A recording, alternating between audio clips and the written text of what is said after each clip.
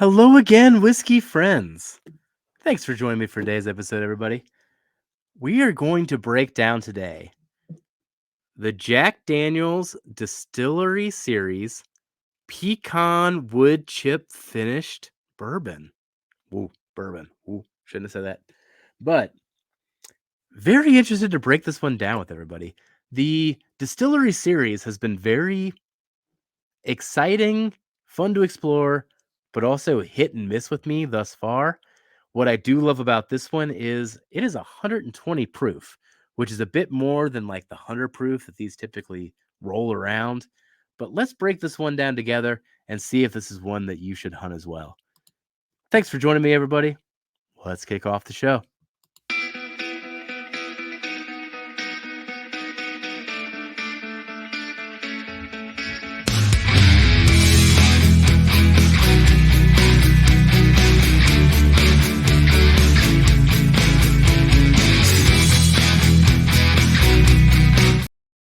All right.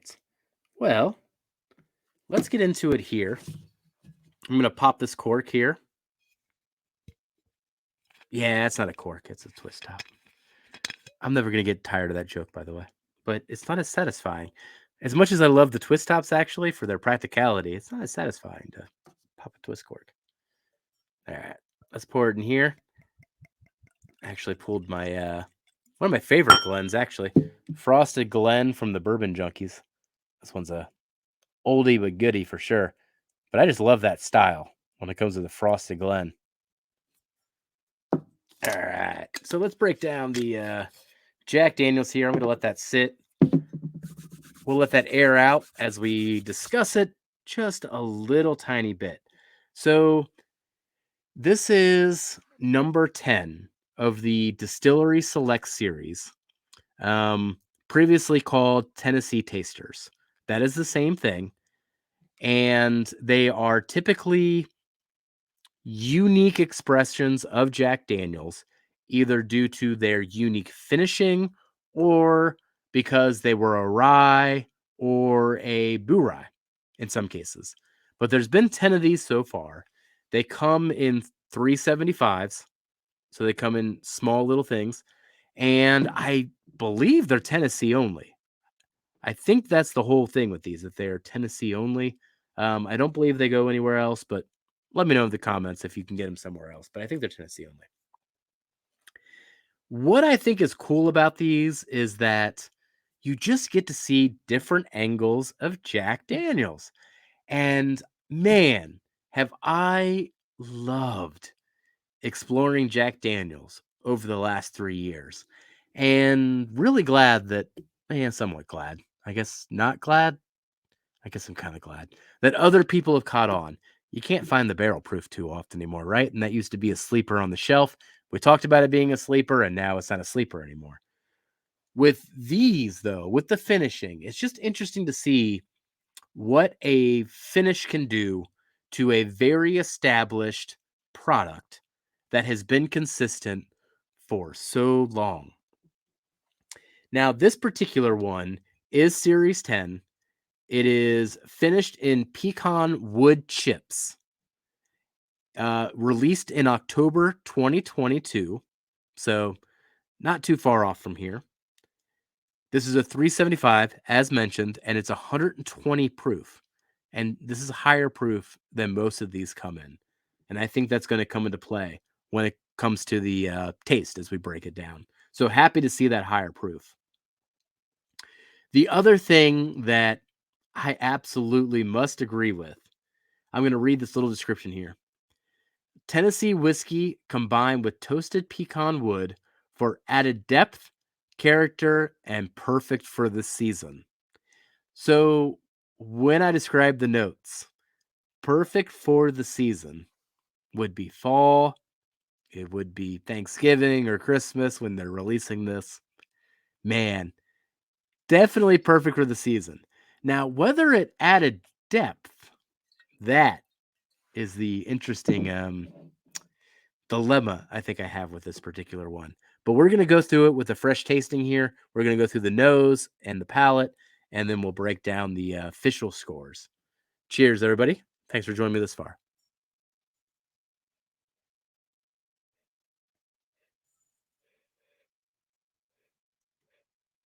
Man, what's interesting to me off the nose with Jack Daniels, I would describe things as you're gonna say banana or banana runts. I think the banana runts fits a lot. Um, banana runts is gonna be that, that candy machine banana candy. You put a quarter in, you spin the dial. If those things still exist. When was the last time I saw one of those? That might be a really outdated reference now that I think about it out loud. But either way, there was a point in time we used to put candy in machines and turn a dial and it would give us candy.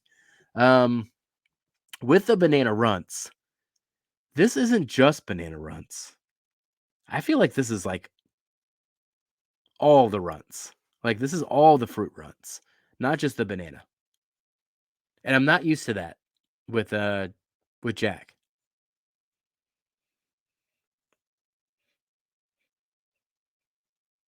There's a layer of this nice fresh chopped oak and something else I'm trying to put my finger on in the nose.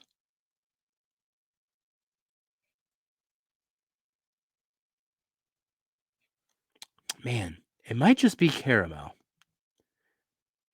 Brings me back to the banana Foster, but then when you have the runts giving you all those different flavors, it's a little different. All right. Well, let's break down the palate here. Let's go into the taste. Cheers, everybody.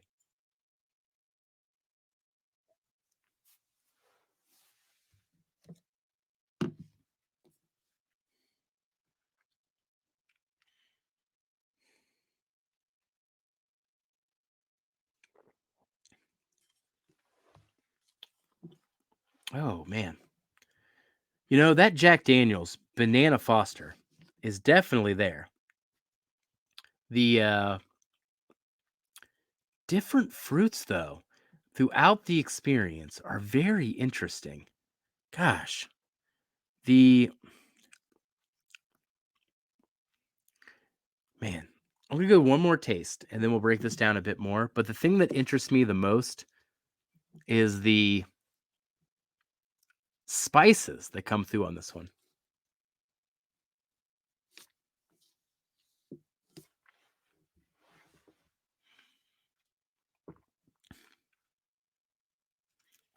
So on the description, they had the whole thing about fits the season.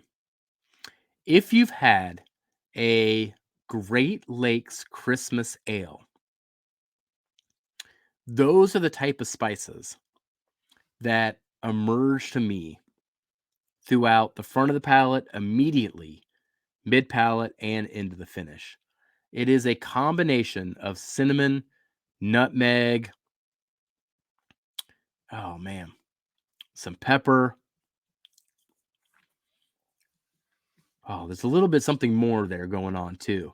But when it says fits the season, that's what I think they're talking about. That's what fits the season.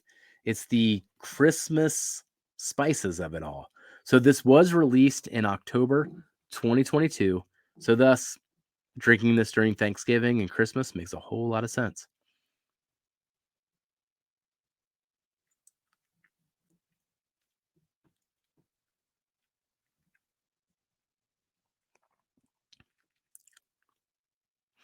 That continues mid palate. Um, let's see here. Brown sugars, nutmeg, and those fruit runts. Those fruit runts mid palate continue to drive me crazy a little bit because that's the thing that sticks out versus any other Jack Daniels is the runts, the multiple runts. It's not just the banana, it's all of them. Hmm.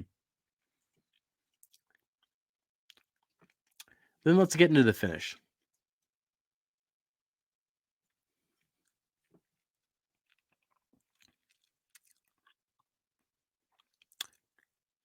And then the finish brings it back to what you would expect from Jack.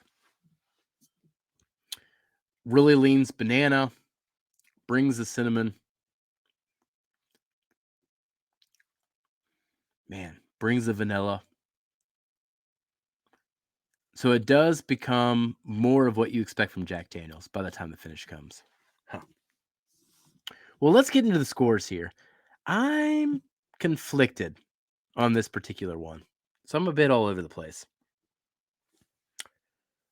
So on the channel here, we do break things down 0 to 100. Anything between 70 and 79 is a very good pour.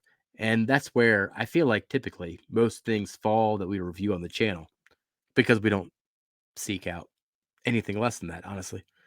But the flavor represents 40% of the score, experience is 50%, and the value is 10%. This is a very nuanced score, I feel like. So, flavor, it got a 72.5.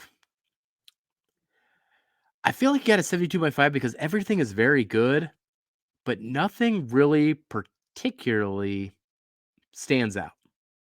So, it essentially just got sevens across the board with 1 8.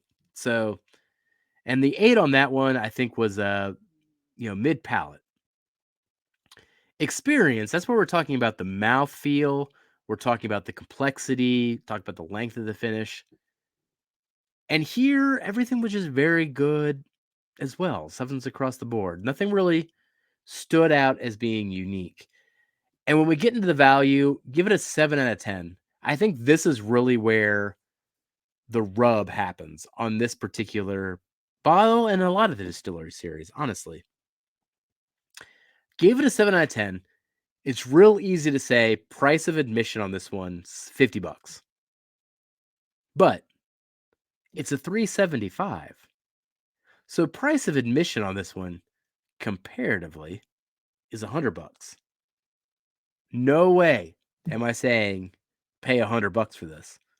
But when I say pay 50 to experience, it's like, yeah, that's worth the experience.